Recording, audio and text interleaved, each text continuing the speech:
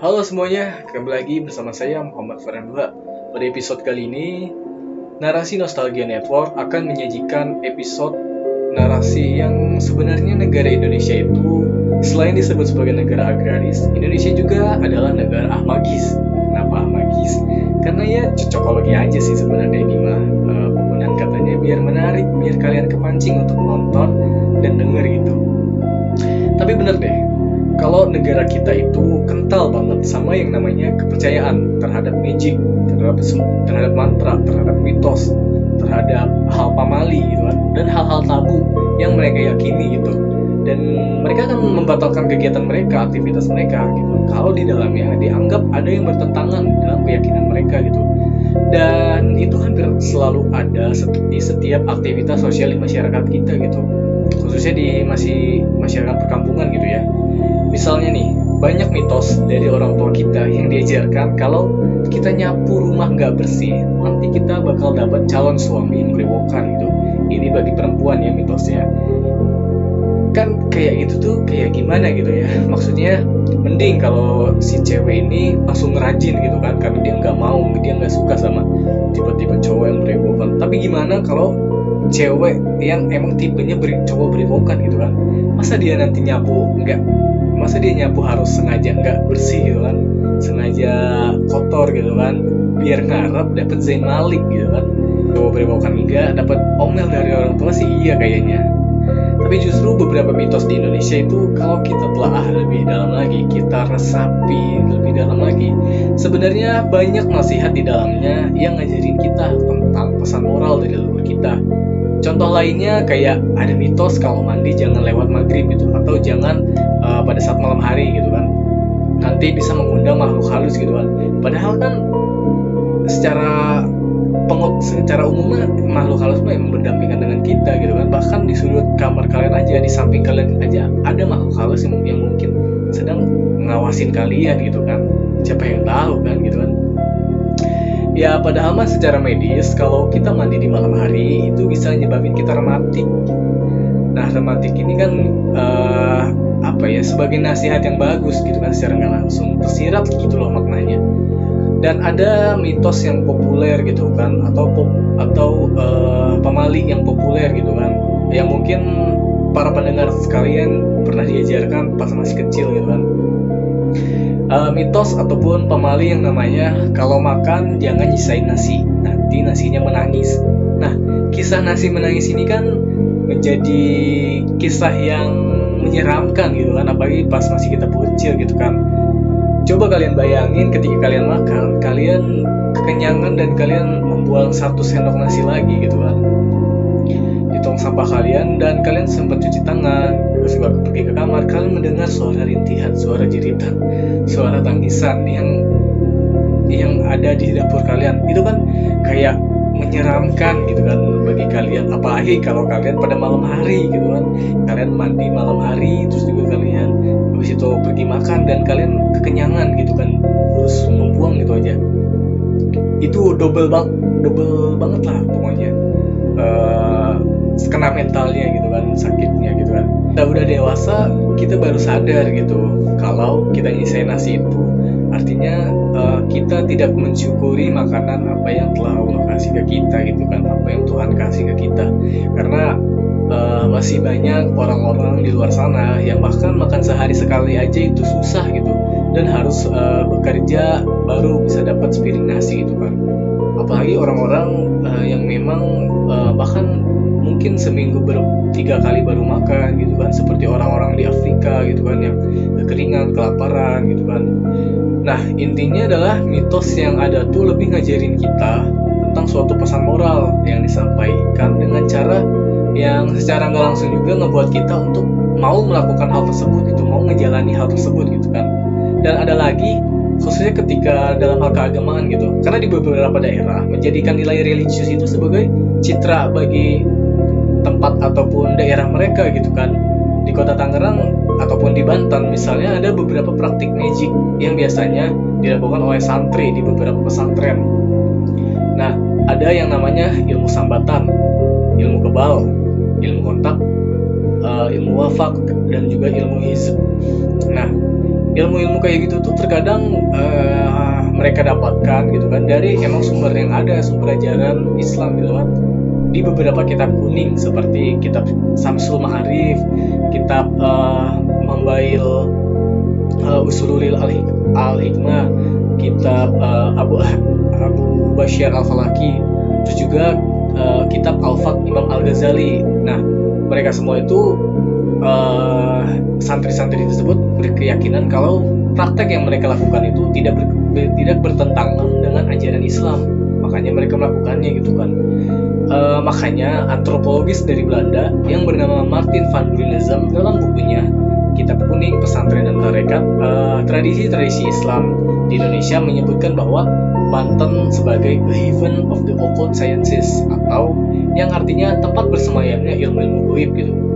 Dan bahkan ilmu-ilmu goib aja bisa menjadi ladang ekonomi gitu bagi sebagian orang ataupun bagi oknum-oknum yang memanfaatkan reputasi tersebut gitu. Tentunya untuk melakukan praktik-praktik ilmu-ilmu goib gitu, seolah-olah mereka difigurkan sebagai orang yang sakti mandraguna. Ya tujuannya bukan tidak lain adalah untuk keuntungan material gitu, untuk menguras dompet kalian gitu kan, dompet pasien gitu kan. Dan bahkan itu tuh berkembang hingga sekarang gitu kan, berkembang di era era multimedia saat ini gitu kan. Banyak konten-konten yang para konten kreator itu membuat kontennya tentang hal gaib, tentang indigo, dan kadang hal-hal nyeleneh gitu kan.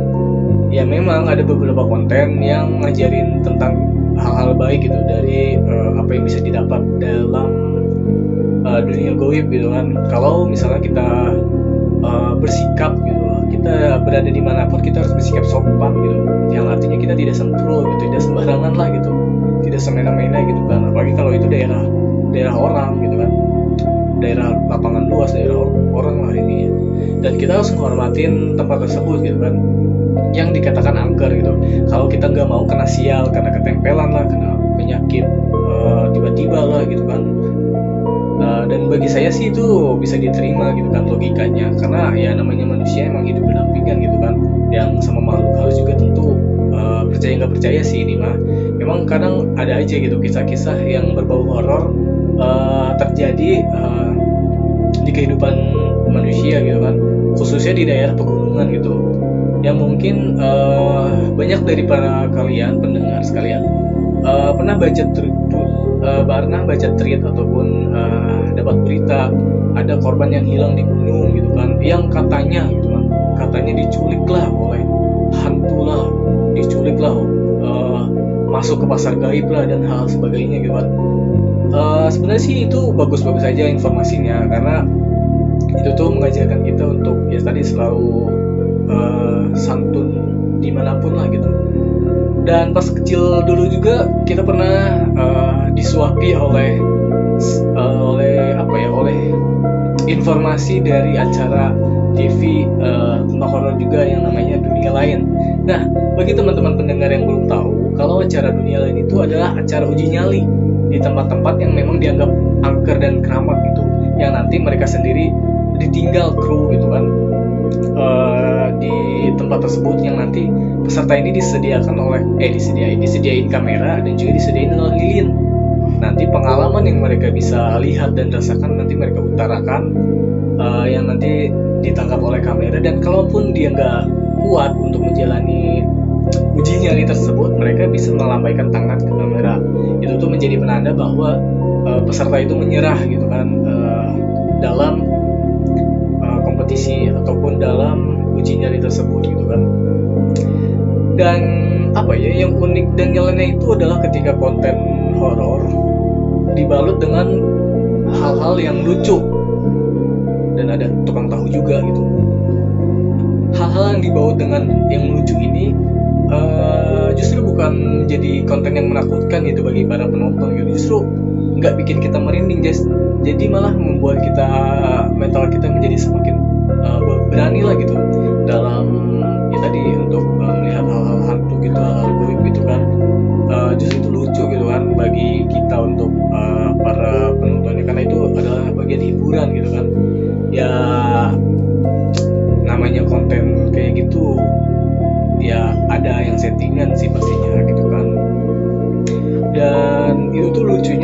ketika si presenter ini memukul atau menimpuk hantu yang ada gitu, hantu-hantuan dengan barang-barang yang ada di sekitar gitu, kayak misalkan menimpuk pakai batu, menimpuk pakai bata lah gitu, menimpuk pakai kursi, pakai bambu dan sebagainya gitu, yang itu tuh yang tidak logis lah intinya gitu untuk dilakukan gitu kan. Tapi kenapa ya, walaupun terkadang kita takut dengan hal-hal yang goib, takut dengan hal-hal yang berbau horor, dengan hal-hal mistik, tetapi ya kita senang aja sama yang namanya film hantu, film horor gitu kan.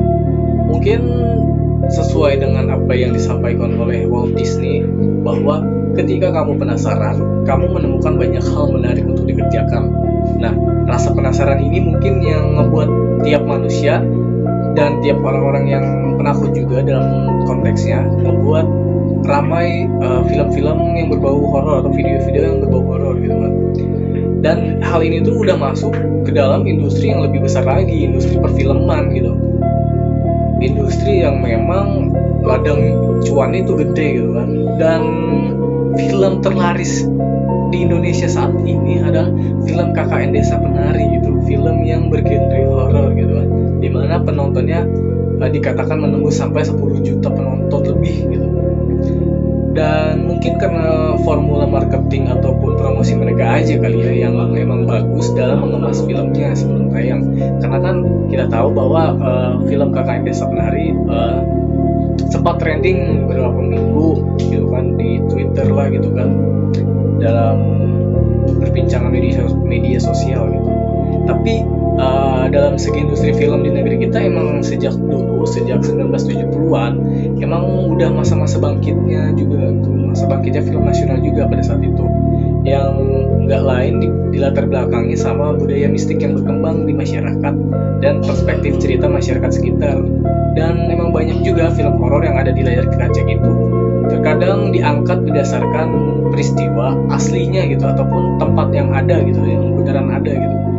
Misalnya dulu ada film namanya film Hantu Jeruk Purut, itu hantunya hantu kepala buntung gitu ya. Terus juga ada Terowongan Casablanca, terus juga ada hantu budok yang menyebabkan banyak korban pada rel-rel kereta api lah gitu kan. Ada juga Rumah Pondok Indah, Rumah Gurita, Rumah Kentang gitu kan, Kereta Hantu Manggarai, dan banyaklah film-film lainnya yang berkembang pada saat itu gitu kan. Tapi dalam perkembangannya gitu kan, sejak tahun 81 hingga 1991 dikatakan ada lebih dari 84 judul film dalam 10 tahun tersebut gitu, yang mengangkat tentunya cerita-cerita yang berkembang pada masyarakat Jawa gitu kan, ataupun masyarakat ya sekitar Pulau Jawa gitu kan, karena masyarakat Jawa ini masih mempercayai tempat-tempat yang dianggap sakral dan mengkeramatkannya gitu kan. Dan dari beberapa judul film tersebut ada film yang paling terkenal pada saat itu, yaitu film Beranak dari Kubur lah gitu, filmnya Susana, filmnya Sate 1000 Tusuk gitu kan. Dan aktor Susana itu dulu sempat dijuluki, dan bahkan mungkin sampai saat ini gitu masih relevan gitu, sebagai Ratu Horor Indonesia, karena mungkin ya karena perannya dan film-film yang dibintanginya emang cenderung bagus gitu kan oleh para kritikus film gitu kan. Mungkin sekian gitu kan, dan sampai jumpa lagi pada kesempatan episode-episode lainnya. Wabillahi taufiq wal hidayah. Wassalamualaikum warahmatullahi wabarakatuh. See ya.